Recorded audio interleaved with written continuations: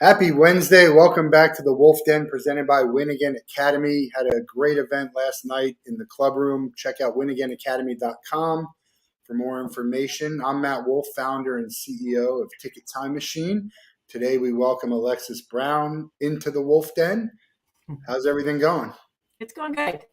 It's going Glad, good. glad to have you here. Excited to talk about what you're doing and what your story is. But for the people tuning in who might not have heard of you and don't know who you are, give a real quick introduction and then we'll get into it. Okay, so I am basically a transformational teacher and guide. Some people would call me a coach, but I'm more of a teacher and guide, and I strictly work with the subconscious and helping people to master their emotions. Because if you can master your emotions, you can pretty much master life. Yeah, that's Yeah. it's a tricky thing to do. I was just on a call this morning and we were talking about like whatever happens, I try to react as if I expected that to happen, which is not, it's not natural. My emotions and, you have all these thoughts and feelings that you want to kind of put out there sometimes, which doesn't do you any good. So definitely being able to master it and control is something that people need to learn about and to be able to do. Um, I guess the best question is, how did you get into all of this? Because it's not, check this box at your community college or regular college. So how did you get into all of this? Well, I have a medical science background. I was a histologist. I worked with the OR and the morgue. I used to assist in autopsies. I've always been fascinated by the human body. I still am. It's quite an amazing vessel. There's a whole society inside these bodies. But having been in the medical profession, I had major issues. I mean, like a lot of people, I had a dysfunctional childhood. I had a lot of anxiety. I had a lot of depression. And what I learned in the medical community did not help me. And so I started studying the subconscious mind. I kind of fell into it accidentally and started working with that, and then decided that I wanted to move from conventional medical research and move more into not psychology. I'm not a psychologist, but more in how to be able to control the anxiety, the depression, these feelings. I used to wake up in the middle of the night and literally, before I could even have a thought, Matt, I would have this oppressive feeling coming down on me, and it was awful. I would just have this anxiety, and I can remember one night just sitting on the bathroom floor. We always go, I had this question. We always end up, you hear people, they always end up on the bathroom floor. And I thought, why is that? But then I realized it's the most private place in the house, So a lot of times we end up in the bathroom and we're sitting there on the floor. And I thought, I can't do this anymore. I literally cannot do this anymore. And so I really started studying the subconscious, the different modalities that are out there, energy psychology, which is different than mainstream psychology, and ended up getting certified as a recode and EFT practitioner. I work with the subconscious, and it's to help people disconnect from those programs that we have, those programs beliefs, those program behaviors, those programmed emotions. Because it's like, so I want you to picture the top of the mountain, and it has all these ravines, and when it rains, that rain automatically flows down those ravines. Well, we have neural pathways in our brain, and from the time we are conceived to present day, those neural pathways are forming. Neuroscience used to think that by the time you were 30, they were carved in stone. That's it. That's what you got. That's what you have to deal with. And we now know through neuroplasticity that that is not the case. We can create new neural pathways. And so basically what we're doing is we're rerouting that water that's going down the side of that mountain. We are rewiring our brains. And that's what I do with EFT and with recoding. Yeah, I should introduce you to Dr. Dan Schaefer. He was on the Wolff Den previously and sounds like a lot. it was a lot of the subconscious coaching, but really teaching you how to. A lot of it is whether it's subconscious or not. The biggest obstacle a lot is just getting out of your own way, right? Absolutely. And so what you do is helping to that in a more scientific way. Well, yes, because here's the thing. Whenever we have an emotion, if it's positive emotions, our body releases alkaline chemicals in our system.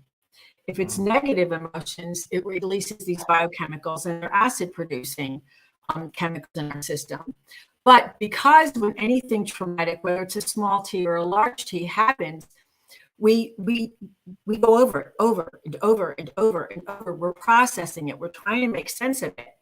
Every time we do that, we're releasing these biochemicals into our body. So what starts to happen is it's not just a matter of the mind. The mind is supposed to be the master. But what happens is we release these biochemicals into our system, and after a while, we become addicted to them. So we're trying to do this self-improvement. We're trying to think more positive and do all of these great mental exercises. But meanwhile, the body's saying, where's my fix? I want my biochemicals. So it's not just a matter of reprogramming the mind. You are literally breaking a biochemical addiction in your body, because what has happened is now the body becomes the master. So it's the body that's triggering the thought, which is creating the emotion, which is adding more biochemicals. And so you end up in this loop. What about the person who tricks themselves into thinking something that's not? And that could be positive or negative. So you're talking about visualizing more. Is that what you're saying? Telling yourself everything's fine when it's not really, or you're telling yourself that everything's, the sky is falling when in fact it's not. But it usually comes back to haunt in the sense to where, so it's like you'll hear people say if it's you have you're having financial issues, well, you just tell yourself, I'm fine, I'm rich, I'm wealthy, I'm this, I'm that. And then that bill comes in and you look at your bank account and this biochemical reaction happens in your body. Now, all of a sudden, you're being flooded with these biochemicals and these thoughts coming up and you're thinking, oh my God, how am I going to pay this? And so that whole loop starts again. Can it be done that way? It can. That's why, and everyone says it takes 30 days. It does not take 30 days. It takes approximately 63 days in order to literally begin to create change just through positive thought alone. Yeah, so I had I still do, but I have mental health challenges, and I had it was bad. I was in bed. I didn't actually. Funny enough, not funny. I didn't go to the bathroom floor. I was just in bed. That was my place was. I was in bed, and that's where I wanted to stay. For me, I went and saw someone to get help. Finally, in medicine, I would say did the heavy lifting. We had a Ryan Nurse on the show who had a real traumatic experience, near death. Mm-hmm. After that, his recovery went into depression, like deep depression, like right, bad things. Got out of it with gratitude. We had him on the Wolff, and he shared a story. One of the most remarkable stories I've ever heard in my life, to think that you can, just with gratitude, as you're in a situation where there's not a whole lot of reason to have gratitude, right? At least in your mind. So to me, that's the hard part. Like if you say, I'm going to do a better job of being grateful and have gratitude, and every day I'm going to have this saying I do, and I'm going to do this and that, a different story, right? Because you're at this baseline where it makes sense. But when you're down in the dumps and you're thinking, I might want to end my life, and you can just get out of it. I mean, it blew my mind. Right. Yeah. And that's, well, number one, just asking the question, what do I have to be grateful for, will change your brain chemistry. And so that right there is a start. I'm not saying that this is easy. There are tools that you can use to help make it a little easier. But that's the work. It's it isn't easy thinking positive when everything is falling apart. But that's the practice. That's getting up every day. I'm a meditator. I'm a Joe Dispenza student. I have done all of his workshops, including his week-long advanced meditation workshops. And I used to be the type of person when I started meditating years ago, people say I can't meditate. I couldn't either. I mean, I would set the alarm for 10 minutes and I'd be sitting there and I'd be like, oh, Yeah. God, 4 minutes have gone by. You got to be kidding me. Well, you're lucky 4 minutes have gone by. You sit, when you kind of close your eyes or try and think, how long did it go by? And it's like 30 seconds. You're like, really? But now I can sit for an hour and a half. But here's the thing. I would get up and there would be days I think I really don't want to sit in meditation, but I would do it. And eventually what started to happen is I'm now training because when we don't want to sit in meditation, that's the body taking charge. It's, it's like Joe Dispenza says it perfectly. It's like, stay. You're training that body to sit there and it's throwing off all these biochemicals and then all these emotions and whatever. But eventually what starts to happen is you find yourself looking forward to it. You're finding that you're just sitting there in this stillness. Your mind might still be going. Sometimes I have meditations. You're never without thought. That's like trying to command and make your heart not beat. Yeah. It's just not going to happen. But you just learn to go with the flow of it. And sometimes it's more difficult than others. I'm sitting there and I'm thinking, oh my God, did I answer that email yesterday? That was my deadline. I had to, and other days I'm in the flow. And so every day it's like eating food and drinking water. When you're working on yourself emotionally, whether it's meditation, whether it's exercise physically, whether it's whatever, you're gonna have good days and bad days. You're not going to drink a gallon of water and you're good for the next 6 months. Yeah. In one day. It's the same thing. It's that daily practice. We got Nick wants to know if you would suggest guided meditation or just sitting in silence.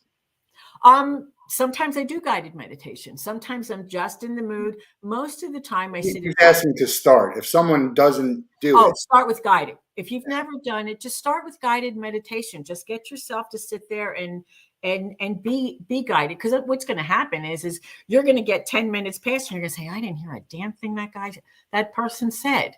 So it's just a matter of practice. If you've never meditated, I tell people all the time, do guided. People will say, what about those apps on the phone, those meditations? Are they any good? And I'll say, do they help you? Well, yeah, I think so. Well, then, yeah, they're good for you. Yeah, what we start to realize, and I do, is that there's no playbook. There's no one size fits all for very, very little. Even the one size fits all that they're selling you isn't one size fits all. It fits you better than it fits me, right? I mean, there's a one size fits all sock. It's 9 to 12. It might fit you better than it fits me. It could fit us both, and it both could be good enough for it. But yeah, that's a really good question that I think people don't, is it good? All right. It could be good for you. It might not be good for you. Right. The issue I think people have with certain things is the expense of time and money that it takes to try and find out what is a good fit. And that could be with exercise, meditation, anything really. Right. That's the issue. So that's why people want to have the information, I think. Right. Yeah, I don't teach meditation. Sometimes if I'm in a group or whatever and someone knows who I am, or I might suggest to lead a 5-minute, 7-minute meditation. I don't get into anything heavy, but that's one of the beauties of YouTube also, because you can go in there and try a lot of different things. Now, are you going to get the full benefit of having, whether it's coaching, whether it's an EFT practitioner, whether it's a full guided meditation? No, you're not. But it's going to give you an idea of whether you resonate with it or not. Like I have clients I work with EFT. There's clients, I mean, one session, What is, but people don't, what is oh, EFT? emotional freedom technique, tapping. Some people will know it as Yeah. tapping. Yeah. And some people, they have amazing results. They love it and they do it on their own. There's others that say, you know what, this just is not working for me. Okay. Now, maybe there's something else that we can do together. Maybe I need to help them find someone else that can work with them. EFT is an amazing modality. It does work. And some people can't get out of their own way enough to allow it to do what it's supposed to do. But they're not, that means they're not ready for it. And so I don't ever try to talk anybody into anything. There's so much out there. There's sound therapy. Sound therapy is amazing. Our bodies have our body has a tone. Each of our organs have a tone, and all together those tones create a one tone for our body. When you think of universe, it means one song. Everything is energy. Everything has a tone. And so sound therapy is an amazing therapy for some people. My sound therapy is the music I listen to on my exercise and when I go to concerts. We had Sifu Matthew. You know what a Sifu is? SIFU. No. It's some martial arts, like a sensei type of thing, and he does healing through martial arts with energy. Um, it's it's the stuff that you do, the stuff that he does. Dr. Dan. I mean, it's there's so many resources and different ways that you can attack certain problems. Some that might be good together, some that um, Right. so there's something for everyone to help with what they struggle with. My mom is a very holistic about everything, not doesn't like medicine, and that's good, right? To have different options and you can go that way. Um, Absolutely. but there is stuff to help if you don't believe in that stuff, and maybe a mix of both of them is the way to go for some people. But there is, I think, when I talk to her, there is um, a, a detriment to not believing in certain things, because if the holistic stuff doesn't work, sometimes you do need a medical doctor and you need to go and get surgery done and get something removed, and it can't just be, well, I don't trust them, that they always want to do this. So I think there has to be an open-mindedness on both sides for it, to be like, look, if it, again, did it work for you? Yes, that's great. That's it. But it That's might not work for you, right? I mean, people die and have complications from routine surgeries. Doesn't mean you shouldn't get the routine surgery. Absolutely. So I'm all about holistic. I'm going to be 68 on Friday. I'm not on any medications. I exercise, I meditate, I take care of myself. If I absolutely positively have to take medication, I probably would. I would do my research. Now, I have a brother who was a double transplant recipient. He was a diabetic when he was a child. He has a transplant, a kidney and a pancreas. My brother will not do anything outside of the medical community. Yeah. Because in his experience, in his perception, yeah, absolutely. They saved his life, his health. I mean, he's actually in the records for one of the longest kidneys to have a transplant. Because they don't last forever like everyone thinks. And he's pushing 20 years. And so he won't touch anything without his doctor's approval. Am I going to try to talk him out of that?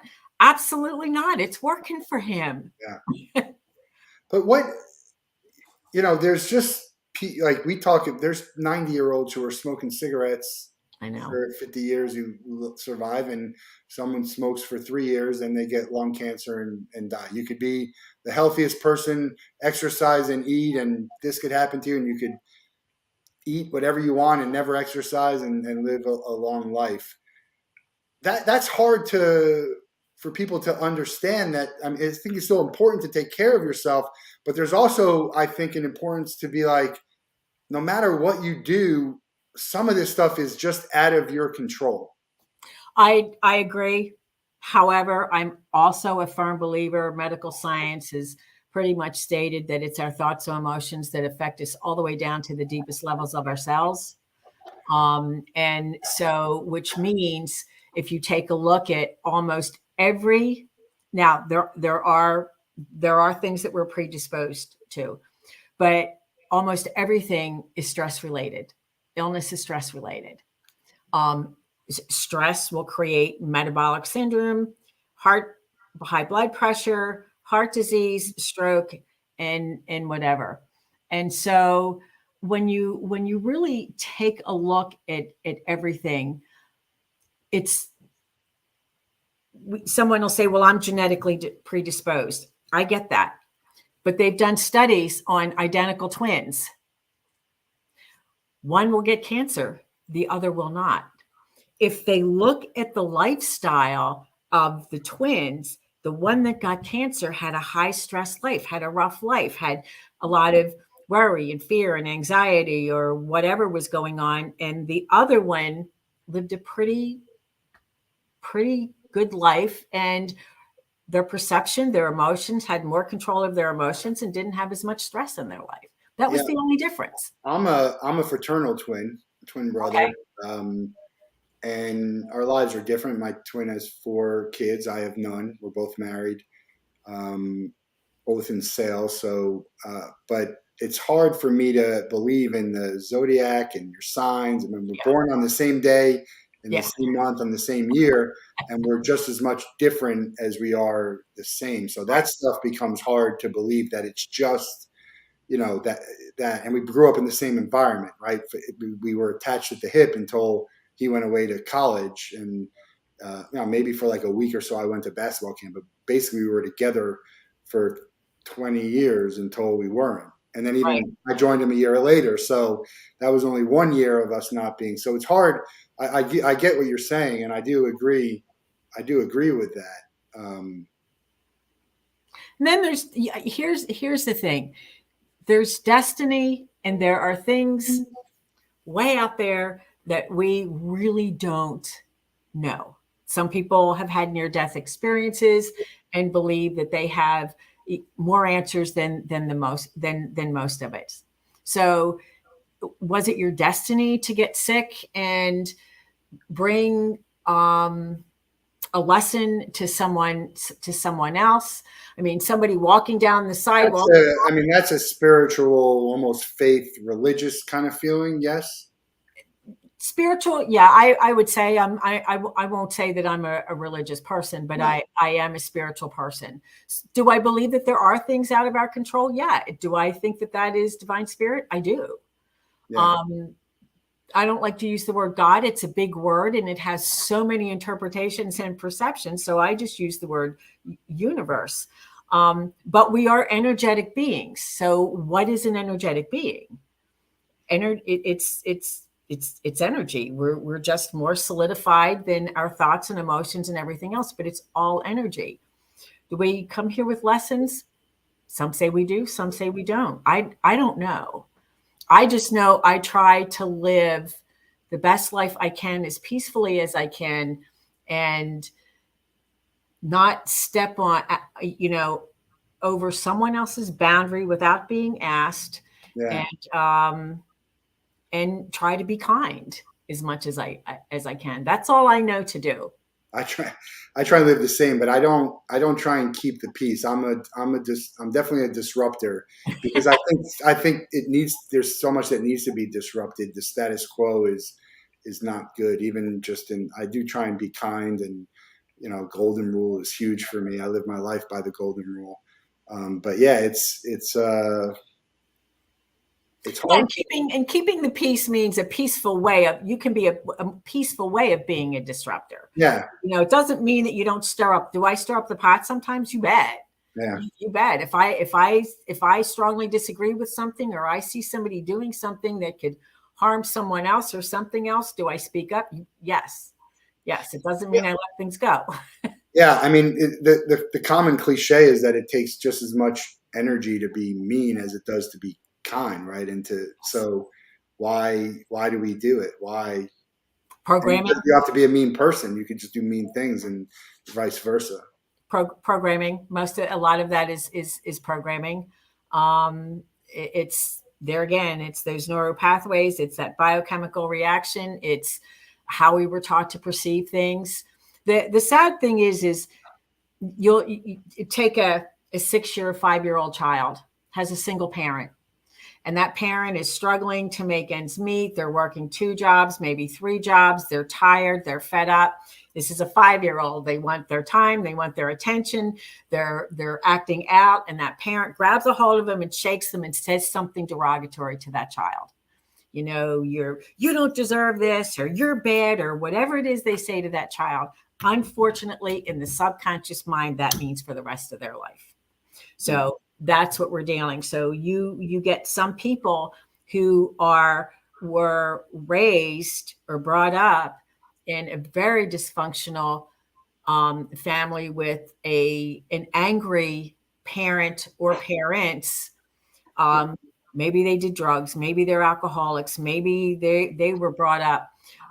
That's all they know, and that's their perception, and that's how they act out.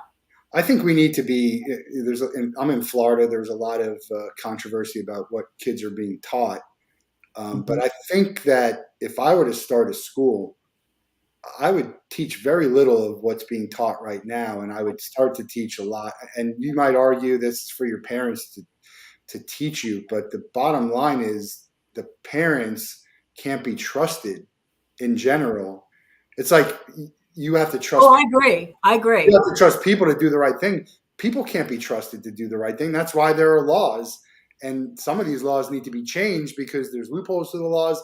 But so I think that mental health and stuff that people can use as they're growing up, not math. You need math. History, we should learn about history. There's just a lot of stuff. Even science, in a sense, to me is a huge waste of time. From a certain chemistry, biology, it could all be science, and it could all be in one, and just take the important part instead of spending a whole year on stuff that if it never becomes part of your profession, you don't need to know any of this stuff. Right. But there's other stuff that really could be, like, maybe it's in gym class, it's a meditation class. I don't know. There's just mental exercises. There's so much other education and curriculum that I think that we could be doing for people that we don't. And it's hard because the way you learn that is in life. I mean, you go to college. One of the greatest things about college is you're on your own. You're learning lessons every day about how to live your life and all these other things that maybe you weren't taught. You might have been guided a little bit depending on how you grew up. So that's what I think should be done. I mean, we should wait till we're 18 years old to try and figure out some of this stuff. That already, as you mentioned, it's already instilled in your brain. Absolutely. There are schools out there who have started to incorporate meditation into their daily routine with grade school kids, and the results are amazing. The kids are open to it. They have less fighting. They have the kids are more attentive. They're more focused. There's less disparity between each other. So I agree with you. I think, and there are charter schools out there that the kids go to. I have a friend who her son went to when he was 6 and 7. It took them a while to get used to it, but the kid goes to school and they have all of these this curriculum. But basically the curriculum is, here are the books, here's all the stuff that you can do. Pick out what you want to do. And so what they're doing is they're paying attention to what the child has an interest in, what that child has an affinity for.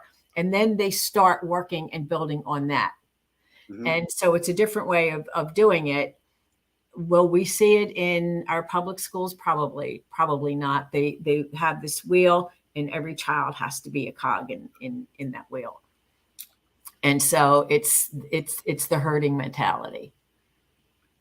What if I live very stress-free life mostly. I'm very calm, never smoked anything, which most people don't don't believe, but I've never smoked anything. So I don't deal with stress a lot. But if someone does have a lot of stress in their life, I mean, what's the first thing you would recommend they do? Breathe. Breathing. The very first thing is learning how to breathe properly. Your breath alone, and a lot of times if I'm doing an EFT demonstration, I will do a demonstration with the breath and with EFT. And so the first thing I tell people is to find a breath work that works for you, because the first thing you want to do is calm that nervous system down. And the breath is tied to us. It's a physical happening in the body, but it's tied to our emotions. What's the first thing we do when we get upset or we angry? We start to breathe shallow. Mm. When we're relaxed, we breathe deeper. So the whole thing is to be able to bring in the breath and relax the breath, so that now is it going to handle all the problems? No, but it's at least going to calm you down enough so that now you know where to take the next step. So for me, I want people, and it's a lot of times what I will work with my clients is learn how to breathe and breathe. I do a breathing exercise. It takes me 5 minutes every morning. Yeah. I do. We have, as I mentioned, with my depression, I became a Same Here CEO. Same Here is a global mental health movement. They have star exercises, which has to do with breathing, and yeah. So I think definitely would like to introduce you to them. And I think there'd be some synergy with what we do and what you do. But yeah, breathing. Take a second to just. And we talk about, realize that, is this an emergency? Is like, what's the worst case scenario? We talked to some, maybe I forget who was telling me this, but there's like these questions you can ask yourself, like, what's the worst case scenario about Right. whatever we're going through right now? Right? Is my life in danger? What's going to happen? And it's a good thing to, if you can do it, but sometimes you're thinking on the spot, and you have split second to make decisions, and if you're not prepared for it, you can very easily go, I guess, off the cliff would be a way to, Sure. escalate from 0 to 60 real fast.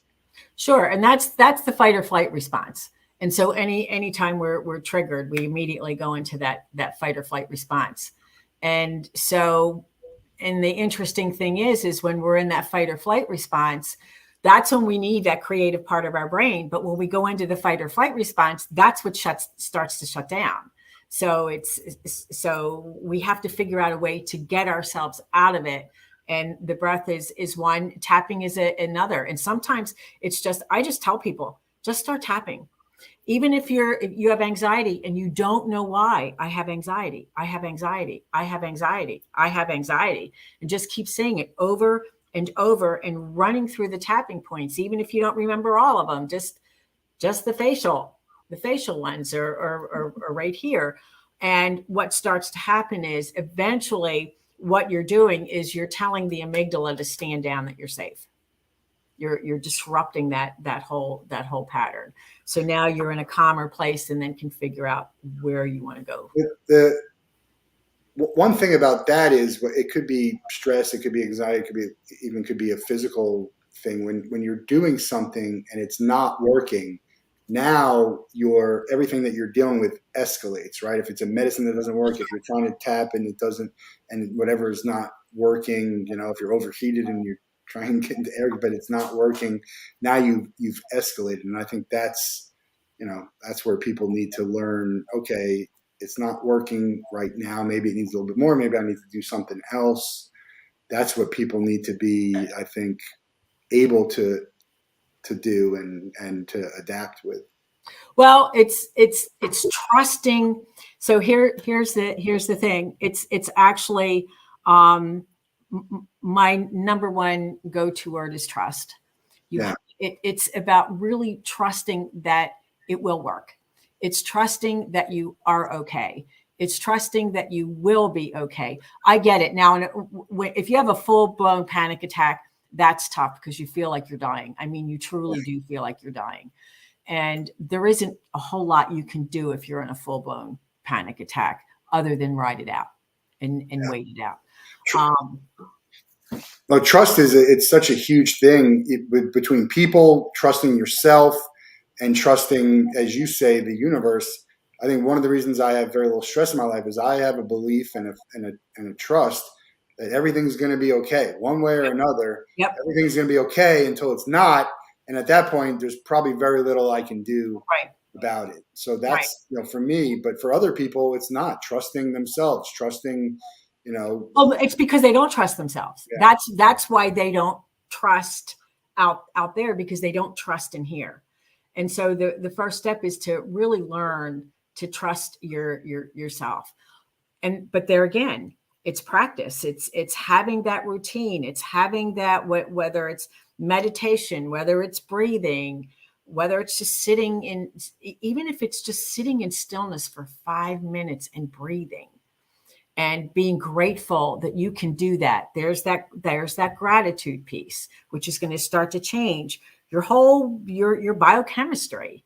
Because what's happening is there's those biochemicals that are running through your body, and that's what you want to disrupt. It's not easy, but with practice, it does get easier. I was one of the most distrustful. I mean, I had major trust issues growing up. Oh yeah. I was an angry teenager, and I was a very confused, anxiety, depressed young adult. And now I'm not saying that I don't ever worry about things, but they're fleeting. It's like, you know what? I really believe that I'm where I'm supposed to be for whatever reason. And if I sit back and relax and trust, doesn't mean you're going to sit on some zafu and own your way into whatever life that you want to be in. You still make plans and you still move forward, but you don't attach yourself to the outcome. Because what happens with most people is this is what they want. Number one, what it is they want, it's not those things that they want. They want how those things are going to make them feel. But they have a perception of what they want and how that's going to look along the way and at the end. And when it doesn't look that way, they think, oh my God, I'm not getting what I want. This is not working. But when you think about everything that has to happen in order for you to get from point A all the way down there to point B or to point P, wherever you're going, there are so many synchronistic events that has to happen. And maybe in order to be, I'll give you an example. My son wanted to be a performing artist, and he made this plan. He's going to Miami. My son was long, lean, and good looking. He got a modeling job with Ford Agency, which was the big agency at the time. And that was going to be his door into becoming a performing artist, singing, guitar, songwriting. And so he calls me, he laid it all out. We talked about it, and he goes down there and he calls me 3 months later. He's all upset. All the shit is happening. He goes, nothing's working out. Not one thing is working out. I said, Seth, did you ever stop to think that if you can't handle this small stuff, what are you going to do if you make it big? Do you ever think that maybe these are your exercises to be able to handle the small stuff, to build up to the big stuff? Yeah. He goes, no, well, I never thought of that. But it was a good lesson for him to realize. I said, what? It doesn't look like you picture it? It's never going to look like we picture it. Very little. No, right. It doesn't happen very often. No, it doesn't. It doesn't. I mean, where I'm living, the life I have right now, this is not what I pictured. It's better than what I pictured. But getting here was not easy. I mean, I lost my husband 8 years ago to lung cancer. We were together for 37 years. Neither one of us were on prescription drugs. We were both healthy. We were this, and it just came. Next thing I know, he's gone. So it kind of knocked me for a loop, and it was rough with all the stuff that I had to deal with that I had no idea how to deal with, and things coming at me that I wasn't expecting. But I dug in. How long did it take you to get your life in order? After he passed away, probably to be able to feel like I was ready to step out there and fully function, a couple years. Yeah. And so, but even then it wasn't easy. I just kept digging in. It's like, because here's what was interesting. What it was, one of the biggest lessons for me, Matt, is I did a lot of work on myself. I really have. However, being in a secure, loving relationship, I didn't realize until after he died, I went to this level because I was in a secure, loving relationship. And he dies, and suddenly I'm completely on my own, which I have never been. And it was like that iceberg just. Yeah, you gotta go deeper. Like, holy shit. I Yeah. still have all of this other stuff to work on. I just kept digging in and digging deeper and digging deeper and digging deeper. So I got to a point where it's like, okay, this is what my life is. And let's just see what shows up. It's called embracing the unknown. I just learned how to embrace the unknown. I really did, and trust that I'm where I'm supposed to be. And embracing, it doesn't have to be also, you got to embrace the unknown, but you have to embrace, like, take the little victories. Like, it's not what you thought it was going to be, but let's enjoy what it is, right? You can't always get what you want. That song. Right. We don't do that enough. And I'm as guilty as I try and do it and be like, it could always be worse, but you know what? It could always be much better. So that's the thing we think of, because, you know, I'm a very privileged person with my life. So while it can be worse, it also could be much better. So I think, why not much better? Why not shoot for that? And why not, I don't want to say expect it, but we do have a feeling of entitlement, especially, I know I do in a sense, and I try not to, but it's hard not to. Sure we do. It's almost like, you know, well, for me, after he died, with some of the stuff that showed up unexpectedly, you know, just family death stuff. Paying bills, right? Paying bills, the financial, other people who were kind of stepping in and felt that they had say in things that they really, just all that nonsense that a lot of times we go through. And I remember thinking, all the work that I've done, are you kidding me? This is what you're giving me right now? Yeah. I was pissed. I was angry. I was resentful. I was, you know, it's like, I worked too hard for this. I really didn't understand. I do now. Mm-hmm. I just had more work to do. It was just showing me where I truly was. So if you were dealing with this today, that 2 years would have shortened greatly, and it would have been a better, easier process, right? But we don't learn this stuff and understand it until after something happened most of the time. That's the issue. Right. Which is why a lot of times I tell people, you need, whether it's a guide, a teacher, a coach, or, you know, a sound therapist, a personal trainer, whatever it is, they're going to help you to be more efficient in whatever it is that you're working on, because 9 times out of 10, they've been through whatever. Yeah. And I think being open about your experience, like I open about depression, and people should be open about, you know, alcoholism, and open about OCD. I mean, whatever you're dealing with, somebody else has dealt with it, and probably a lot of people. I mean, as unique as I think I am, almost everything is not unique at all. There's someone out there who's dealt with it, who could help you deal with it, who can be a sounding board, who can make you feel more comfortable about what is, less awkward, less embarrassed, whatever that might be. Just being able to share how you feel and what you're thinking. And I think we're better at that now with social media and everything, but some of that has also caused problems because everyone wants to share everything they're thinking, and we don't really need to hear everything. Right. I used to think it'd be great if you could just walk, you know, around and people would be able to see on your forehead, like, stuff about you. But now I'm thinking, no, I don't want to. I don't really want to know all of this about people. When's the last time you got really angry? When's the last time I got really angry? Physically angry, or you kind of acted out, or unlike yourself? Um, golly, I'm trying to think. Boy, I don't know. That's a good thing. I really don't. Well, I didn't get really angry. I won't. Yeah, I guess I was dealing with the IRS. Yeah, well, that'll do it for you. My mom had a thing. You can't get in touch with anyone at the IRS. That's the I beauty. finally did. I sat Yeah, on the phone for 2 hours. yeah. Well, 2 hours. that's I am actually like, not a long time to get to them if you got it. oh my God. Yeah.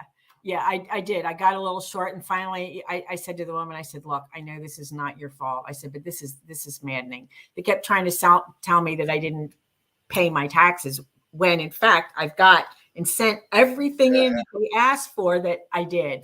We finally got it straightened out. But yeah, I was a little angry. But as far as flying off at someone, I don't. I'm not going to say that it will never happen. Never is a long time, but I can't remember the last time I've actually lost it with. I do. I do what you do, what you said, and I preface when I'm talking to someone I'm about to get loud and maybe not so nice with them. I know it's not your fault, but I'm just sharing my frustration Yep. with the rules and regulations and the process. And unfortunately, you're the one who's got to do it, and they're teaching the customer service people. The biggest thing for me, and I'd love to get your thoughts on it. The customer service people are really taught to just be kind, and I need you to be. This is where I need someone to be a good doctor, not a good bedside manner. I agree, because it's phony. It's the rote responses, and that irritates the hell out of me. It's like, look, this is a real situation, and you're telling me, you're saying the same words to me you probably said to the last 20 people. This is I'm unique. I'm an individual. Now, does that make me entitled? Does that make me selfish? I don't know what it is, but when we're there, we want a real person there. I've had some real people, and I've had people who are rote, and so the only thing I know to do is apologize for being a jackass. Yeah, look, I apologize in advance. This is going to hurt, but here it comes. Yeah, exactly. And what are you going to do about it? That's what we do. Right. I got to ask real quick. I'm trying to figure out what is that in the background by the window, and I can't. It looks like a figure, an athlete of something. That artwork. What is that? Oh, that's it's a plant. It's a plant, and it's a plant on a thing in a pot. Yeah, stuff looks like legs, and it looks like arms and legs over there somewhere. No, it's a beautiful begonia, and it gets beautiful flowers on it. And then that's the canal behind me there. So nice. Yeah, it's my happy place. You're a Theta Healer. What does that mean?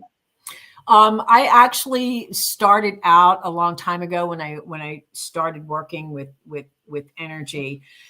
Theta healing is actually it's a term where I would actually work with someone going up through the different levels of energy.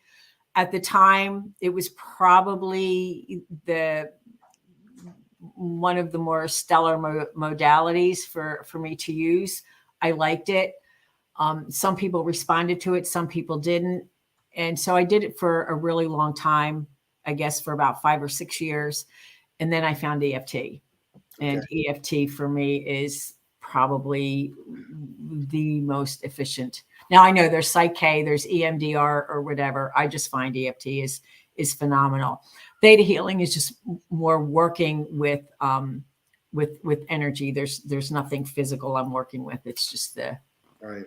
And energy. That might be what Sifu Matthew does. I have to ask him. I'll definitely going to connect you to. You're working on a book, The Honeymoon Effect. What does that mean? And it's actually called the Eternal Honeymoon. So basically, what they have found is when two people fall in love, they call it the honeymoon effect. And so the house could be burning down, but that's okay. We're in life. Life is good. So what they have realized, We spend most of our day, 95% of our time in our subconscious. We're reacting subconsciously. 5% of the time we are in our conscious, which is the present moment. In the honeymoon effect, when two people are in love, that's flipped. They are 5% in their subconscious and 95% in their conscious in their present moment. They're not bringing all of that programming with them, which is why one or the other can do no wrong. It doesn't matter. No one gets angry. Nobody. It's just life is good, and they're each perfect. And so, but it's because they're living in the present moment and they're not bringing all that past programming. That eventually, life does happen and it starts to get in the way. And that, as we all know, doesn't last forever. However, we can make it last a lot longer. And so the eternal honeymoon will be about how to be able to live more in the present moment. What's it like writing a book? I've written fiction, which is more fun in the sense because I kind of get to play God. I want you over here and I want you to have blonde hair and I want you to act like this, whatever. It's imagination. It's all imagination. Nobody can call me on anything. It's made up. With nonfiction, it's tougher because I'm trying to articulate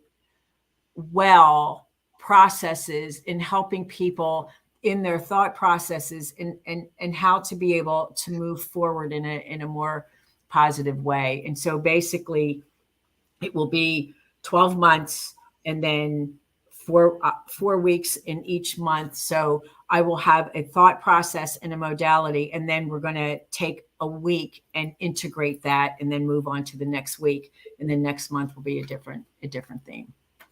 So when they finish the book, they should feel what or think what? Number one, they should feel that there is a way. Yeah. Is it gonna answer all of their questions? Is it gonna take them to that ultimate place? Probably not. But they should finish the book knowing that there is a way to move forward. And yes, I do mean you. Yeah. Because a lot of times we think, yeah, well, that's for you and you had this circumstance. I don't have that circumstance. We all have had circumstances. We've all been through shit in our lives. We've all done things that we've regretted. We've all done things that we wish no one would find out. And we all think that we're the only ones who are going through this. We all have. And so all of the rules apply to everyone. It's just how do you want to apply them? And the rules being, it might not be an EFT modality, but the rule being that there is something out there that can help you.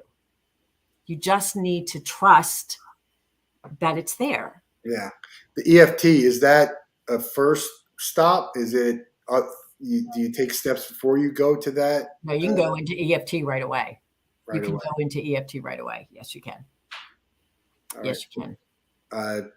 JourneyWithAlexis.com. That's where you can find out all the information about Alexis and how you contact her.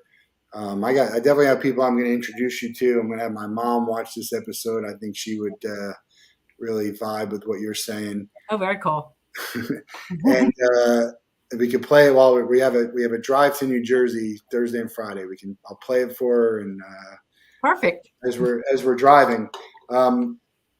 What's on your bucket list of things to do? It seems like you live a pretty fulfilled life and happy. And what haven't you done? And it could be travel, or it could be a course, or I don't know. It could be anything, really. Well, one of the things is I've been to all states in this country except for 5. Which ones? I think I'm going to hit 2 of them. One in the fall, which is Alaska. Okay. I have yet to be in Hawaii. And North Dakota and Idaho. And I don't know how I missed Vermont, but I realized one day, I thought, oh my God, I've never been to Vermont. Really? I've been up to New Hampshire. I've been to Connecticut. I've been, but I have yet to be in Vermont. If you're in South Dakota, if you were in South Dakota, you could just cross the street and go. We did when we went to Montana. You go both into Montana and Yellowstone. Yellowstone. Yeah, I've been to Montana. Yeah, It's in both states, right? So you're right there. right. And then when I flew into Omaha, I was actually in Iowa. I flew into Iowa and drove 10 minutes into Omaha, Nebraska. So Yeah, it's so easy you could, if you go to the right places, you can, kill two right, states real right. easily. What's the Well, highest level? I mean, if you can only pick one of those five to go to, which are you picking? of the five, Yeah, Alaska. Alaska. I think Alaska. Yeah, I would love. I would just love to see. I would love to see it's Alaska. intriguing. It's like no, I mean, you can go to Hawaii, but there's places in the U.S. that feel like paradise, right? Right, Nothing like it. And I've never been to Alaska. I'm just from what I hear and see. There's right. nothing like it. You can't go anywhere in the U.S. and find something like Alaska. Yeah, we're gonna. I am not a cruise person. I have no desire to do a cruise, but I want to do the Alaskan cruise because you can do the cruise and get off Yeah, and do things in so Alaska. Because evidently, there's things that you see on the cruise that you'll never see if you just fly into Alaska. So that's what I hear. Last question for you. It's the same question we ask every one of our guests as we let them go. You can pick anybody in the world to spend a day with. They have to be alive and you can't be related to them. Who would you pick and what are you guys going to do? oh, who would I pick? They have to be alive. Well, I got plenty that aren't alive. You know, I would probably pick. I'm going to say Oprah Winfrey Yeah, because choice. Oprah Winfrey really came up rough and totally put herself out there in a way where I'm not going to say there were no secrets, but she was able to just put herself out there. We went through a lot of what she was going through in her personal life, and just kept on going. And I admire that. The authenticity of her is what I admire. I'd like to think that, and that's, she's been chosen before. It's a great choice. Um, I guess a follow-up question that was, who would really shock you and maybe it's Oprah, but let's say someone else, who would really shock you if you found out all this stuff about them that just they weren't who they appeared to be? For me, it's like a Tim Tebow. It would have been Mr. Rogers. But is there someone out there who you would be like, who would shock you the most if you saw them on the front page and there was scandal? You're talking about, yes, someone who that everyone knows. Everyone thinks is like lives this clean, nice. I mean, maybe it is Oprah. It could be Oprah. That would be certainly a fair. Well, that would be. I so for me, I'm going to go back into some of my Bruce Lipton. I don't know if you familiar with Bruce Lipton.